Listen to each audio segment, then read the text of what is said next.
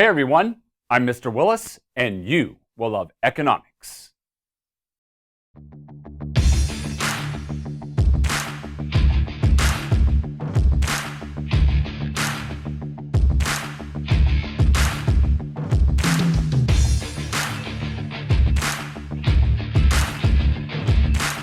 An oligopoly is an imperfectly competitive market structure where a few large firms dominate the industry. The firms produce similar goods and use high barriers to entry to prevent potential competitors from joining the market, allowing the oligopolistic firms to maintain total market control and earn economic profits in the long run. Provided are the characteristics of an oligopoly. An oligopolistic industry is dominated by a few very large firms that produce and sell very similar products. Because only a few firms compete in the industry, each firm has a large market share of the total industry output, giving each firm significant influence in the market. In addition, oligopolists sell slightly differentiated products, meaning the economic goods produced by one firm are close substitutes for the economic goods produced by the other firms in the market. As a result, like all other imperfect competitors, oligopolistic firms will utilize non-price competition to try to boost consumer demand for their products. This should raise the highest price that consumers are willing and able to pay in the market, leading to greater total revenue and more economic profits for the firm. Furthermore, oligopolists have price-making power in the industry. With only a few firms to choose from, consumers must buy goods from one of the few firms that dominate the market. As a result, oligopolistic firms have the ability to sell their goods at the highest price that consumers are willing and able to pay, set entirely by market demand. Oligopolies are also completely inefficient in the long run. Because oligopolistic firms don't experience the intense competition found in more competitive markets, firms don't feel the same pressure to produce at productively efficient levels. In addition, oligopolists set their output at their profit maximization point and charge consumers the highest price that they are willing and able to pay in the market. This means that the oligopolist overcharges its price and underproduces its output, leading them to be both productively and allocatively inefficient in the long run. And, just like monopolies, oligopolies have high barriers to entry. Barriers to entry are obstacles that can make it difficult for new firms to join an industry and compete with existing firms. Oligopolies use high barriers to entry to prevent new competitors from entering the market, which enables them to maintain their dominant control in the industry and earn economic profits in the long run. Oligopolies will commonly use geographic control of inputs, name brand recognition, and economies of scale to keep new firms from joining the industry and challenging their dominance in the market. But what makes oligopolies completely unique from all other market structures is their reliance on mutual interdependency. Unlike a monopoly where one firm dominates the market, or perfectly competitive markets where no one firm has enough market power to affect their competitors, in an oligopoly, the decisions made by one firm will have a significant impact on the profits and losses of the other firms in the industry. The mutual interdependence of oligopolies means that each firm must observe the behavior of their fellow oligopolists and predict their decisions in order to strategically set their output and price. It also means that the decision-making process for oligopolistic firms is much more complicated because maximizing profits relies on choosing the correct strategy based entirely on what the firm predicts its fellow oligopolists will decide to do. Oligopolies can strategically set their price and output using two models. The first is through outright collusion. When oligopolists collude, they openly communicate with one another and strategically set market price and output to ensure maximum profits. They also work to collectively keep barriers to entry high as to maintain market control and prevent new competition from joining the market. When colluding firms exert dominance in the industry, they are known as a cartel. In essence, cartels act together as though they were a monopoly to limit output, increase prices, and maintain total control of the market. Colluding oligopolies provide a prime example of why oligopolistic firms rely so much on interdependency. In a cartel, the decisions made by one firm will not only impact their own economic profits, but will also significantly influence the economic profits earned by its fellow oligopolists. When colluding firms agree to set market price and output, the economic profits earned by each firm rely entirely on whether each colluder abides by the agreed-upon strategy. Deviating from the plan could increase profits earned by one firm and reduce the profits earned by its fellow colluders. In this sense, colluding firms have an important choice to make when setting their market price and output. Follow the strategy agreed upon by the cartel, or deviate from the strategy, cheat on their partners, and undercut the oligopoly to earn greater economic profits. You can already see the importance of interdependency and the complicated decision-making process for oligopolistic firms. Economists use game theory to carefully study the decisions and behaviors of colluding oligopolists. Game theory is the study of how people behave in strategic situations.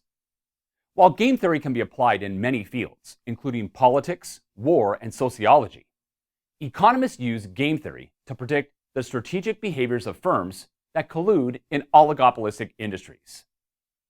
Remember, oligopolists must carefully select a strategy based entirely on the strategy they think the other firms in the industry will use.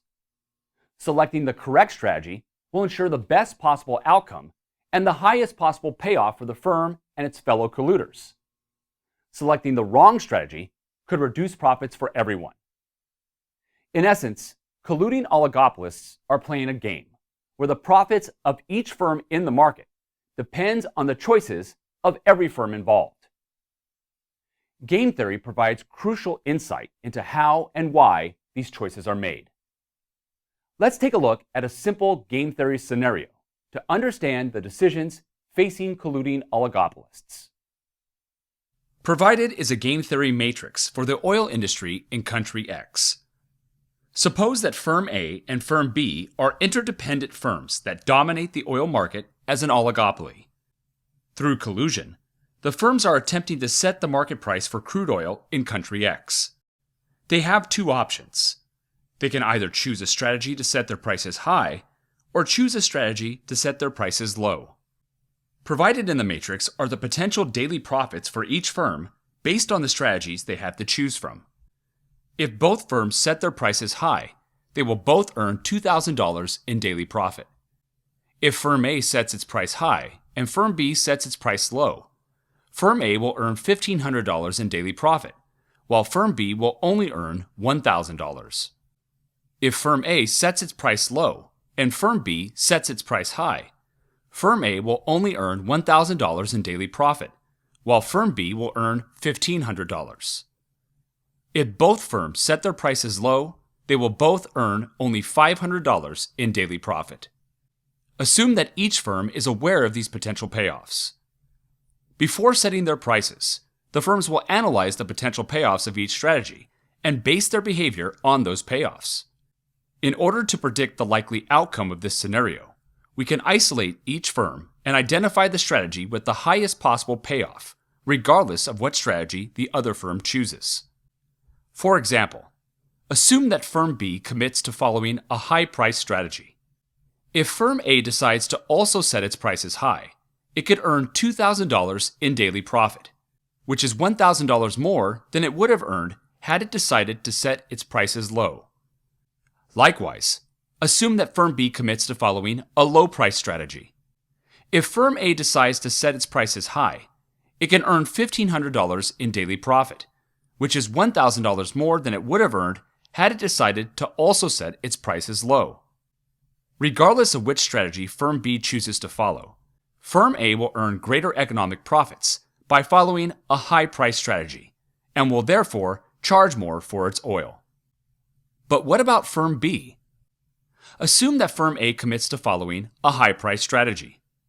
If Firm B decides to also set its prices high, it can earn $2,000 in daily profit, which is $1,000 more than it would have earned had it decided to set its prices low. Likewise, assume that firm A commits to following a low price strategy. If firm B decides to set its prices high, it can earn $1,500 in daily profit, which is $1,000 more than it would have earned had it decided to also set its prices low. Regardless of which strategy firm A chooses to follow, firm B will earn greater economic profits by following a high price strategy, and will therefore also charge more for its oil.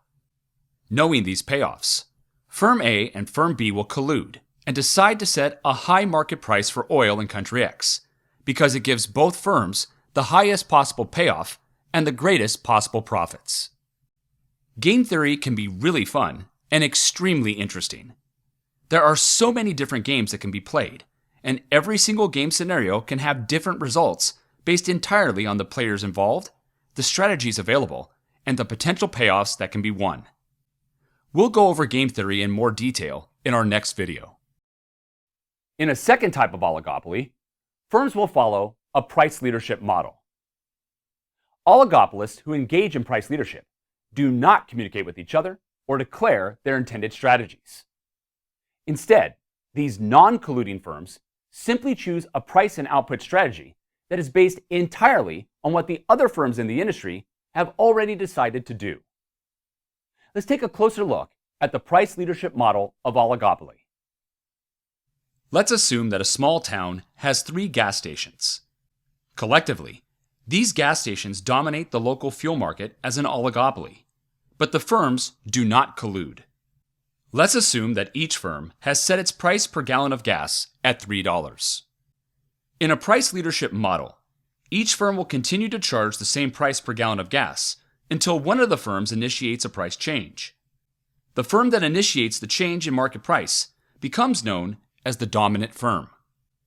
Let's say that firm A decides to raise its price per gallon of gas to $3.25, becoming the dominant firm in the local fuel market. Now that firm A has raised its price per gallon of gas, firm B and firm C have a decision to make.